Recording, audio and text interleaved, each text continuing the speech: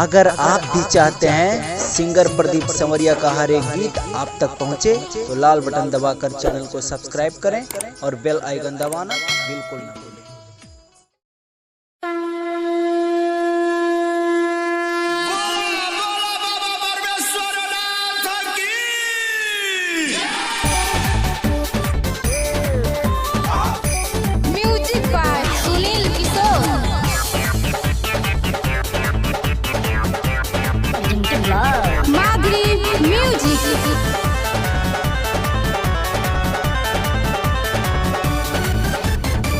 पिलिया पेप्सी कोला अब खाएंगे भांग का गोला और करेंगे मर्दों वाला काम।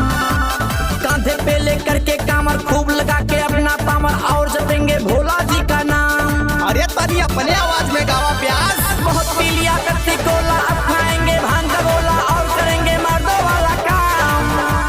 कांधे पे लेकर के कामर खूब लगा के अपना पामर और जपेंगे भोला जी का नाम। कमरिया कमरिया कमरिया बस्ती से लाएंगे रात भर डीजे बजाएंगे।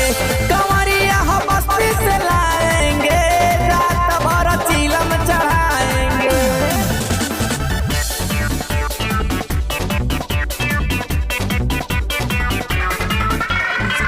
Music by Sunil Kishore, Madhuri music.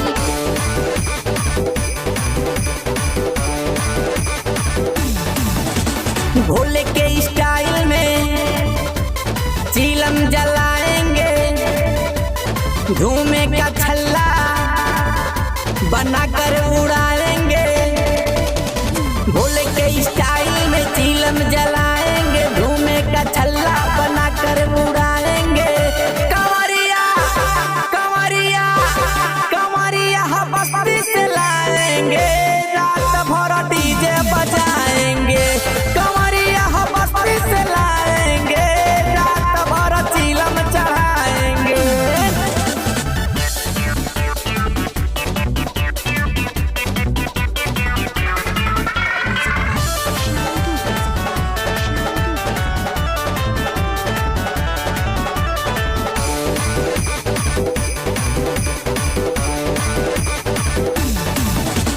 Pradeep संवरिया का गाना लगाएंगे।